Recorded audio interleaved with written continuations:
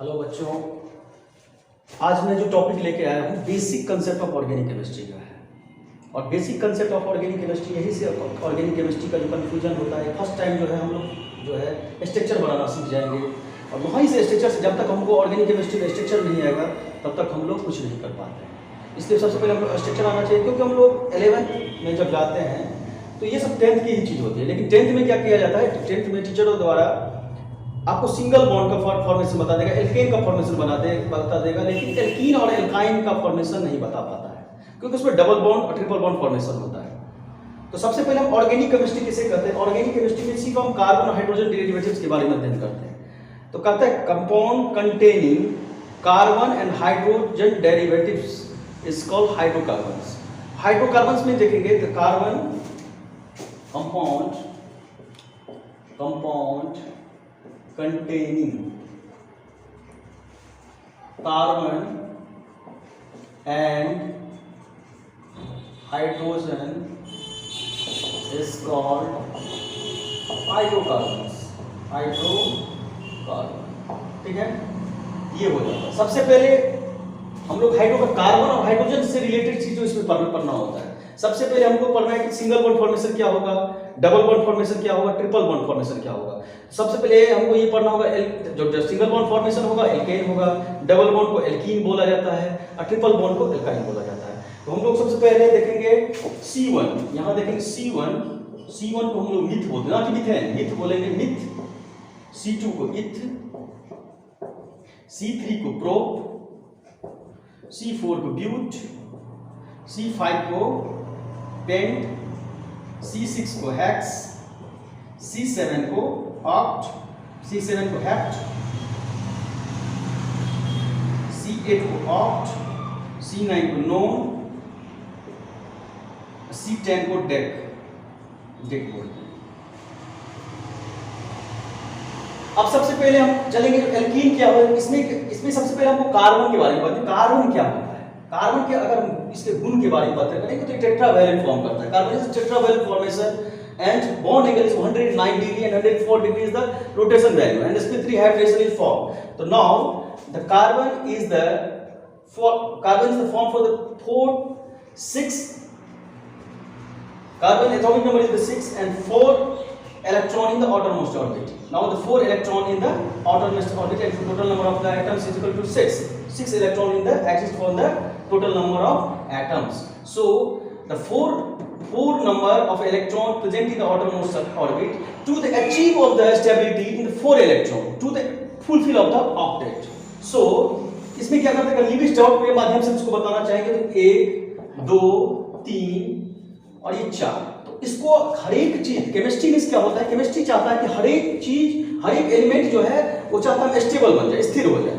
और स्टेबिलिटी प्राप्त करने के लिए क्या करता है, वो किसी के साथ रिएक्शन में जाता है, किसी के साथ रिएक्टिव करता है। तो ये क्या करेगा, ये किसी के साथ रिएक्शन में जाएगा। तो अगर हम रिएक्शन में करें, किसी 4 हाइड्रोजन के साथ अगर हम कर देते हैं इसको रिएक्शन, 4 हाइड्रोजन के माध्यम में चल 1 इलेक्ट्रॉन रहता है, इसलिए हम अगर 1 इलेक्ट्रॉन के साथ इसको रिएक्शन करें तो क्या होगा, तो ये CH4 फॉर्म करेगा, ये CH फॉर्म कर देगा और इसका जो स्टेबिलिटी फॉर्म होगा वो CH4। आप देखो इसमें गिन के 2 2 4 2 6 2 8 देखो सभी कार्बन का 8 हो चुका है।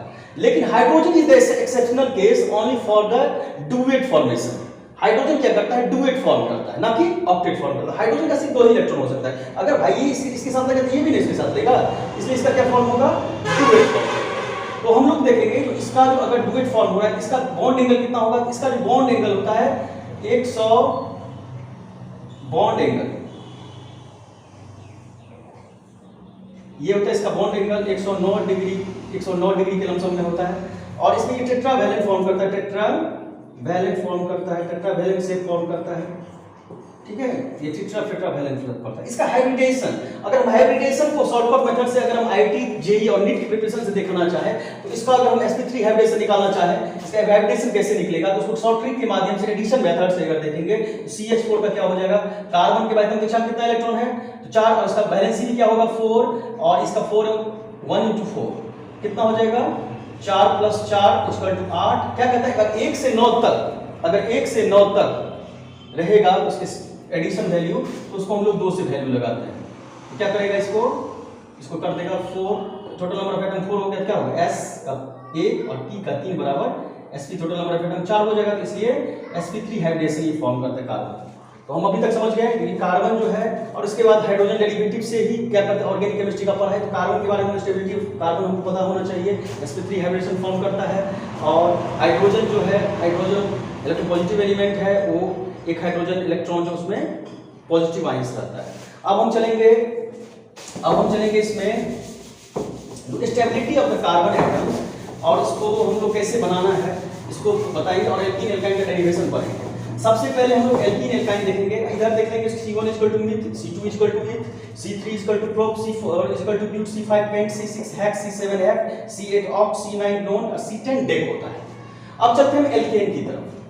यहां लेंगे एल्केन। एल्केन में क्या करेंगे, ANE ले लिया जाता है, और अल्कीन में क्या लिया जाता है, ENE,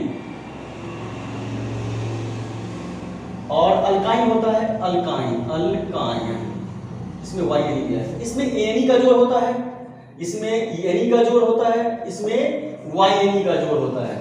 ये सिंगल बॉन्ड फॉर्म करता है, ये डबल बॉन्ड फॉर्म करता है, ये ट्रिपल बॉन्ड फॉर्म करता है। इसका जो जनरल फार्मूला है वो होता है CnH2n + 2, ये होता है CnH2n, और इसका होता है CnH2n - 2। ठीक है, अब देखेंगे ये C जो है कार्बन है, और ये number of atoms of the carbon atom hydrogen n 2 × n है +2 है, इसमें n का वैल्यू जो है हमको रखना पड़ेगा, और n का वैल्यू से ही जो है कार्बन का जो है कितना कार्बन आ रहा है उसको हमको पता चल जाएगा। अब n = और स्टेबिलिटी हमको 4, ये कार्बन में 4 बॉन्ड चाहिए, 4 हाइड्रोजन चाहिए, हमको उसको पूरा स्टेबल बनाना है। अब क्या करना है, n = अगर हम 1 पुट करते हैं तो क्या होगा, C1H2 × 1 + 2 = क्या हो जाएगा, CH4 हो जाएगा, 2 1 2 2 2 4। n = 1 पुट करेंगे तो इसमें क्या होगा, C1H2 × 1 क्या होगा, CH2 हो जाएगा। इधर हो जाएगा n = 1 C1H2 × 1 - 2 बराबर CH हो जाएगा। अब देखो इसमें कार्बन में CH4 लगा हुआ है, तो कार्बन में 4 बॉन्ड ऑलरेडी ऑक्टेट इसको पूरा कर देगा, अभी बनाए थे 4 पूरा कर दे। एक कार्बन के लिए क्या होता है, मिथ होता है, क्योंकि सिंगल बॉन्ड लगा हुआ है, इसमें क्या लगेगा, मीथेन लग जाएगा। अगर इसमें क्या होगा, इसमें देखो हाइड्रोजन की संख्या क्या है, 2 ही है, लेकिन स्टेबल तो नहीं हो रहा है, इसमें तो 4 चाहिए, या तो 4 हाइड्रोजन या 4 बॉन्ड चाहिए, इसको क्या करेंगे, डबल बॉन्ड लगा देंगे। डबल बॉन्ड के लिए ये नहीं होता है, कार्बन के लिए क्या होता है, मिथ होता है, क्या होगा, मिथ में ENE जोड़ देंगे, मिथीन हो गया। इसमें भी स्टेबिलिटी हम चेक कर लेंगे फटाफट। n = अगर हम लेंगे तो इसमें एक ही हाइड्रोजन है, तो खाली कितना है, 3 खाली है, 3 1 4 हो गया। कार्बन की संख्या कितना है, 1 है, C के लिए मिथ होगा, और ट्रिपल बॉन्ड के लिए क्या हो रहा है, YNE मिथाइन। ठीक है ना, पहला तो कोई दिक्कत नहीं है, लेकिन दूसरा में भी कोई प्रॉब्लम नहीं होगा। अगर हम सेकंड n = 3 पुट करें, ठीक है ना, तब क्या होगा, C3H2 × 3 + 2, अब हो जाएगा C3 3 दूनी 6 2 8 8 हो गया, तब 3 को कार्बन खींच देंगे। उसके बाद क्या करेंगे, इसको स्टेबल मारेंगे, इसमें कितना खाली है, 3 खाली है, तो 3 हाइड्रोजन लगाएंगे, इसमें 2 खाली है, 2 हाइड्रोजन लगा देंगे, इसमें 3 खाली है, 3 लगा देंगे। 3 के लिए कितना होता है, मिथ होता है, 3 के लिए प्रोप होता है। अब प्रोप में क्या जोड़ेंगे, ANE जोड़ेंगे, क्योंकि सिंगल बॉन्ड फॉर्म कर रहा है, प्रोपेन हो गया। इसमें क्या होगा, फिर n = क्या होगा, 3 पुट करेंगे, 3 पुट करेंगे क्या होगा, C3H2 × 3 क्या होगा, C3 3 दूनी 6 H6 हो गया। इसमें क्या करेंगे, कार्बन को बनाएंगे 1 2 3। अब देखो गौर कर, इसमें हाइड्रोजन संख्या इससे 2 कम आ गया, तो इसमें स्टेबल तो नहीं हुआ। इसमें क्या करना है, 1 में डबल बॉन्ड लगा दो, अब इसको बैलेंस कर दो। इसमें कितना खाली रहेगा, 1 2 4 पुट गया इसका, इसमें 1 खाली है तो 1, और इसमें 3 खाली, देखो गिन के देखो उतना ही पड़ेगा हाइड्रोजन। 3 3 1 4 2 6 3 H6, C3 के लिए क्या होता है, प्रोप। क्योंकि इस डबल बॉन्ड लगा हुआ क्या हो जाएगा, प्रोपीन। इधर क्या होगा, n = 3, तो क्या हो जाएगा, C3H2 × 3 - 2 C3H, H 3 दूनी 6 में से 2 घटा कितना हुआ, 4। सबसे पहले 3 कार्बन खींच देंगे, एक में ट्रिपल बॉन्ड लगा देंगे, इसको बैलेंस कर देंगे, ये इसमें पूरा हुआ है। ठीक है, इसमें ट्रिपल बॉन्ड में क्या होता है, बच्चे क्या करते हैं, सभी में ट्रिपल बॉन्ड, सभी में डबल बॉन्ड नहीं, इसमें एक कार्बन पे डबल बॉन्ड एक ट्रिपल बॉन्ड लगाएंगे, उसके बाद जो है उसको बैलेंस करना पड़ता है। अब इसको बैलेंस कर लेंगे, इसमें देखो इसमें क्या खाली है, 3 4 पुट गया, तो बीच वाला में देखना, इसमें ट्रिपल बॉन्ड लग चुका है, तो बीच वाला बैलेंस रहता है, कुल बैलेंस रहता है। 3 के लिए क्या हो जाएगा, प्रोप, और क्या हो जाएगा, ट्रिपल बॉन्ड के लिए YNE। ये तुमको हो गया। तो अब तुमको थोड़ा टास्क जो होगा कल का 1 से लेकर 10 तक जो है इस स्ट्रक्चर पे 1 से लेकर 10 तक तुमको बना लेना है। और यही जो है basic structure of the organic chemistry. If any chemical structure for the organic chemistry you are fond of. और एलिफैटिक, अगर एरोमेटिक की बात करेंगे तो एरोमेटिक के लिए अलग बात हो, लेकिन फंडामेंटल जो है वही रहता है। उसमें एरियल ग्रुप्स हो जाता है, एलिफैटिक का अलग फॉर्मेशन होगा, लेकिन एरोमेटिक के लिए एलिफैटिक का अलग होगा और एरोमेटिक्स के लिए क्या होता है, एरियल ग्रुप हो जाता है, फिनाइल ग्रुप होता है। इसको हम लोग अलग क्लास में बताएंगे, लेकिन एलिफैटिक का जो भी स्ट्रक्चर होगा ऐसे ही बनाएंगे। सबसे बेसिक स्ट्रक्चर है और बेसिक कंसेप्ट का सबसे बड़ा टॉपिक जो है यही है। अगर एक क्लास में चाहेंगे तो पूरा स्ट्रक्चर बनाना सीख सकते हैं, इसलिए तुम्हारा टास्क हो जाएगा 1 to 10 जो इसको बना के लाना।